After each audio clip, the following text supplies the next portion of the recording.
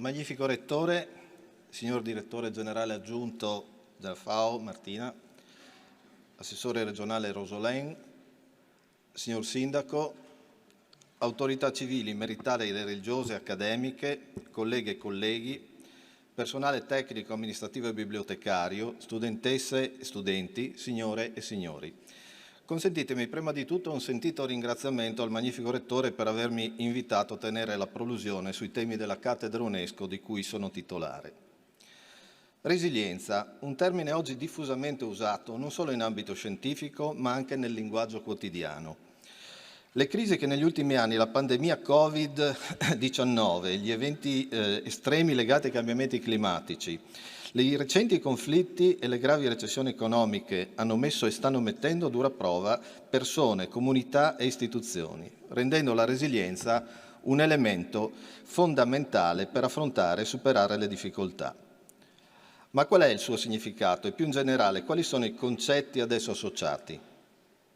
L'uso del termine resilienza ha attraversato un lungo percorso evolutivo che ha progressivamente portato a un ampliamento del suo ambito concettuale, abbracciando diverse discipline e acquisendo nuove e diversificate interpretazioni in relazione allo spettro applicativo.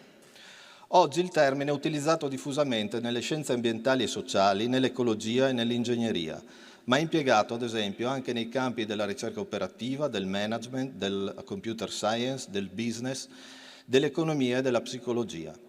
Si tratta dunque di un concetto che mostra una spiccata natura multidisciplinare e non presenta unicità di definizione e interpretazione.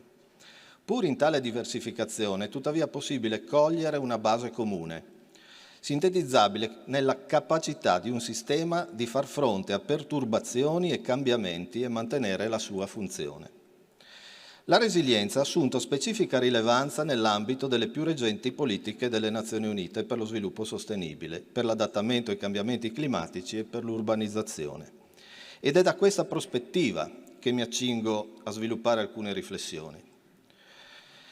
Il concetto di resilienza rappresenta un punto cardine dello sviluppo sostenibile perché contribuisce a creare sistemi sociali, economici e ambientali capaci di affrontare le avversità e di prosperare nel tempo. In questo contesto ci si riferisce non solo alla risposta ad eventi avversi come disastri di origine naturale o crisi economiche, ma anche alla capacità di affrontare sfide a lungo termine, come l'impatto del clima sugli ecosistemi, le crescenti disuguaglianze sociali, l'esaurimento delle risorse alimentari ed energetiche. All'Agenda 2030 per lo sviluppo sostenibile il concetto di resilienza è presente in ben 9 dei 17 obiettivi. È richiamato in modo esplicito nell'obiettivo 11, che mira a rendere gli insediamenti più resilienti alle catastrofi e ai cambiamenti, anche attraverso la riduzione dei rischi di disastro, ma è pure strettamente collegato al raggiungimento di altri obiettivi di sviluppo, in particolare nei settori delle infrastrutture, delle risorse idriche, della sicurezza alimentare, dei cambiamenti climatici, della sanità e per il superamento della povertà. All'Agenda 2030 è peraltro legato al Sendai Framework, che considera riduzione dei rischi di disastro e resilienza elementi fondanti dello sviluppo sostenibile. Lo stesso segretario generale delle Nazioni Unite, Antonio Guterres, ha sottolineato che niente mina lo sviluppo sostenibile come i disastri. In tale contesto la resilienza è definita come la capacità di un sistema, di una comunità o di una società esposta a pericoli di resistere, assorbire, venire incontro, adattarsi, trasformarsi e recuperare dagli effetti di un pericolo in maniera veloce ed efficiente, incluse la conservazione e la restaurazione delle sue strutture e funzioni base essenziali attraverso la gestione del rischio. Si tratta di una definizione articolata, i cui aspetti costitutivi possono meglio essere compresi facendo riferimento a due chiavi di lettura, una dinamica e una funzionale. La lettura dinamica traccia l'andamento del livello di funzionalità di un sistema territoriale in una finestra temporale nella quale è investito da un evento avverso traumatico. L'evento produce una caduta del livello di funzionalità più o meno accentuata a seconda di quanto il sistema è in grado di resistere e di assorbire l'impatto. Se il sistema non collassa, Si apre una fase di recupero con il progressivo ripristino della sua funzionalità, sino a raggiungere una nuova normalità, che potrebbe attestarsi a un livello inferiore, pari o superiore a quello pre-evento. Un sistema resiliente raggiunge un livello di normalità almeno comparabile a quello ex ante. Tanto più caduta e tempo di ritorno alla normalità sono contenuti, tanto maggiore è la resilienza. Ma per cogliere gli aspetti connotativi della resilienza di sistemi territoriali è necessario includere nell'interpretazione anche l'aspetto evolutivo tipico dei sistemi intelligenti. In particolare la capacità di anticipazione e preparazione all'evento traumatico è quella di saper cogliere l'occasione per adattarsi e trasformarsi per migliorare le proprie performance complessive e affrontare in modo più efficace eventi futuri. Ciò presuppone un approccio di tipo proattivo, basato sulla gestione dei rischi, valutati come combinazione di pericolosità, vulnerabilità ed esposizione.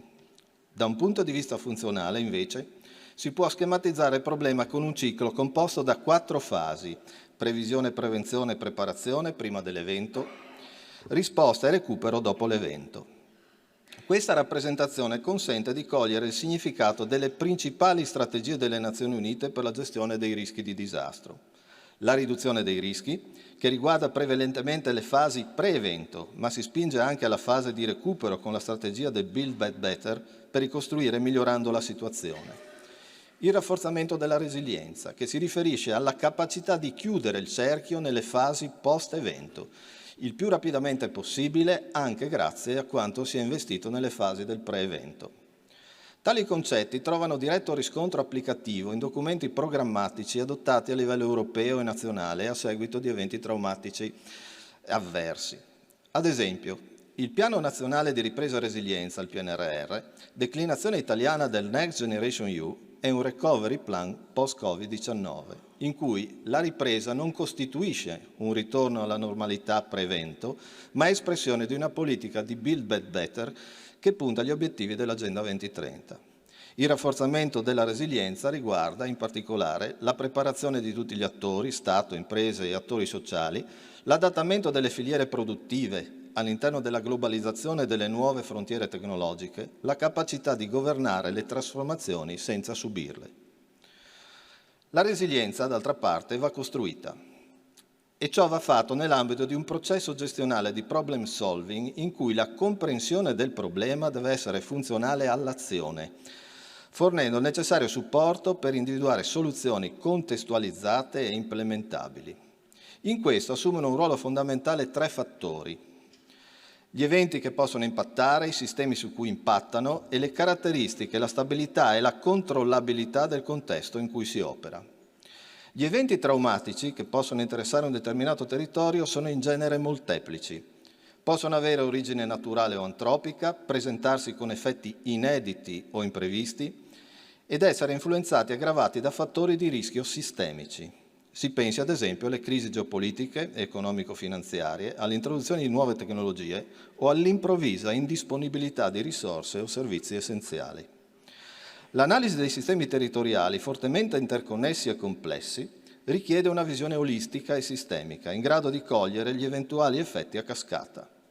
Anche il contesto in cui si è chiamati a gestire il problema è soggetto a cambiamenti, non tutto è noto o controllabile e a volte può presentare discontinuità, non solo da un punto di vista ambientale, ma anche legate, ad esempio, a cambi normativi, all'introduzione dell'intelligenza artificiale o a mutamenti di assetti politici e organizzativi. È evidente che questa complessità richiede l'integrazione di diverse discipline, conoscenze e saperi nell'ambito di un approccio multirischio, sistemico e contestualizzato. Il fatto di essere di fronte a problemi sistemici complessi è ormai ben evidenziato in letteratura, ma soprattutto con l'esperienza della pandemia Covid-19 si è constatato in modo inequivocabile che l'attuale normalità poggia su un contesto in continuo mutamento, caratterizzato da discontinuità, elevato grado di incertezza, situazioni impreviste e senza precedenti. Come ha ben evidenziato Reyers ed altri, gli strumenti lineari di problem solving efficaci e ben testati in passato non sono in grado di fornire soluzioni sistemiche e contingenti. Vanno quindi apportati dei cambiamenti nelle pratiche di conoscenza e gestione. L'approccio gestionale da lineare deve passare a ciclico, di tipo evolutivo,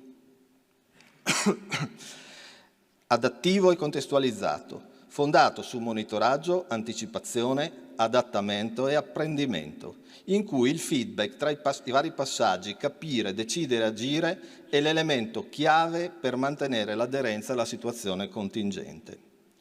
Di fatto, è come navigare in un mare che non possiamo controllare. Il processo di conduzione, come nella navigazione, è di tipo evolutivo e implica l'elaborazione di molteplici scenari futuri, la capacità di saper anticipare l'evoluzione degli eventi, la preparazione ad affrontare situazioni diverse, anche complesse, oltre che la prontezza ad adattarsi trovando soluzioni efficaci anche quando la situazione muta in modo inaspettato o il contesto si modifica. Il criterio del quanto basta quando serve deve essere alla base delle valutazioni e delle scelte, in modo da riuscire a rispondere efficacemente alla mutabilità del contesto e all'esigenza di agire in tempo utile. Sul piano attuativo, tenuto conto che i sistemi complessi non possono essere trattati per parti, è opportuno abbandonare l'approccio settoriale per silos, come lo definiscono le Nazioni Unite, e strutturare l'azione partendo dall'identificazione di quei subsistemi o cluster che per loro unitarietà funzionale permettono di sviluppare politiche e strategie di intervento complessive e coordinate. I più recenti studi sulla resilienza ai cambiamenti climatici, ad esempio, individuano come cluster i subsistemi salute, energia, risorse idriche, cibo, infrastrutture, ecosistemi, economia e finanza. La necessità di affrontare il problema dello sviluppo sostenibile in chiave multirischio e sistemica è riconosciuta anche a livello delle Nazioni Unite. Il GAR, Global Assessment Report del 2019, frutto del lavoro di un folto gruppo interdisciplinare di scienziati, traccia una roadmap per integrare le varie linee programmatiche, l'Agenda 2030, il Sendai Framework, il Paris Agreement, la New Urban Agenda, adottando la strategia del risk management sistemico. L'obiettivo è puntare a uno sviluppo sostenibile risk informed, in grado di tenere conto della natura sistemica e dinamica del problema, e vista la sempre maggiore complessità e incertezza di guardare anche a uno sviluppo resiliente. In tale contesto si inserisce l'attività della cattedra UNESCO dell'Università di Udine, che adotta l'approccio della sicurezza intersettoriale volto a produrre metodologie e strumenti di supporto alla gestione della sicurezza nelle diverse fasi del ciclo di gestione dei disastri, in contesti dinamici e multirischio, secondo una logica proattiva, adattiva e contestualizzata. Oltre all'integrazione delle varie linee programmatiche, serve anche una trasformazione della governance in chiave adattiva. Il GAR 2022 stimola la ricerca di nuovi approcci più idonei a muoversi nella nuova normalità, proponendo di interpretare la governance come un play the game piuttosto che come un mero rules of the game, il che evidenzia la necessità di integrare diversi punti di vista: quello dei players che devono concretamente realizzare le azioni e quello dei soggetti che fuori dal campo di gioco studiano, dettano regole, sono spettatori o beneficiari.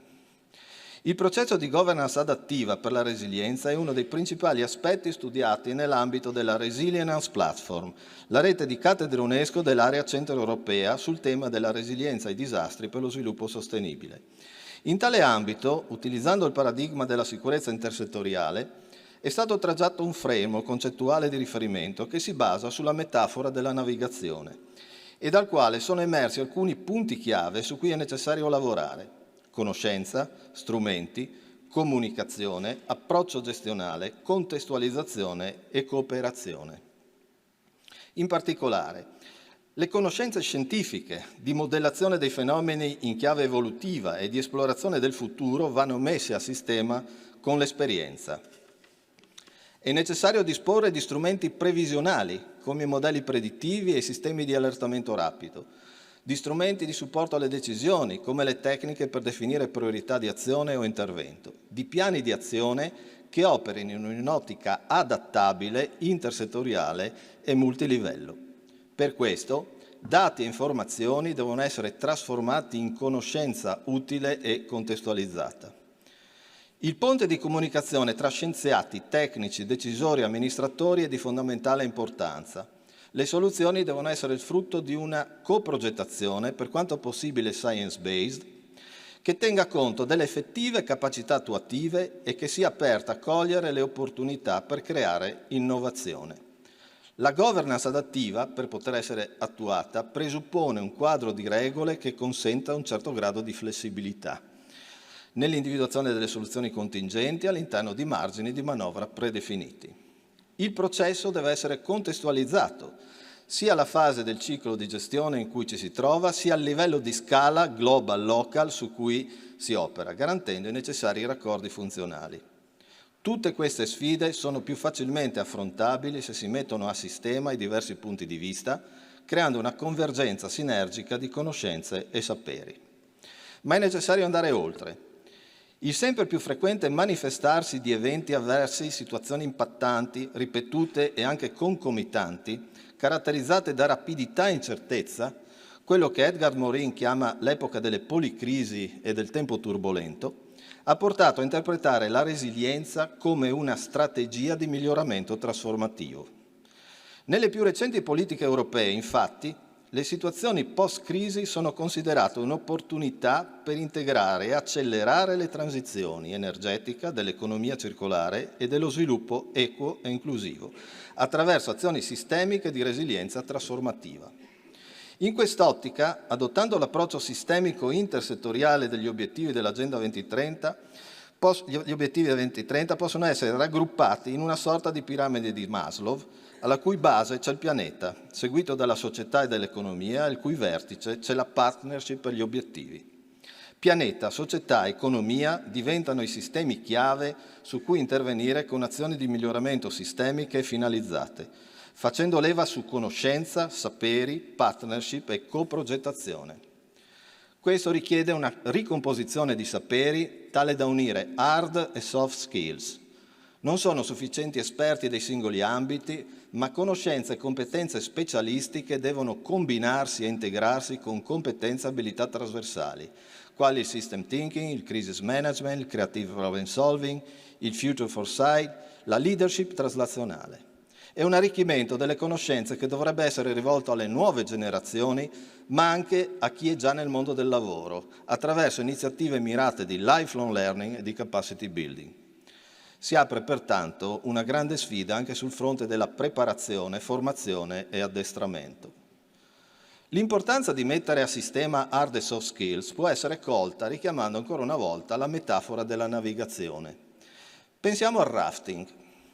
Immaginiamo di trovarci a scendere lungo un torrente per la prima volta, un torrente chiamato linea del tempo. Siamo sul torrente, in mezzo alle montagne. Cosa accadrà di lì a poco? Una rapida, ma lo sapremo solo avvicinandoci, quando non potremo più fermarci, tornare indietro e nemmeno cambiare rotta.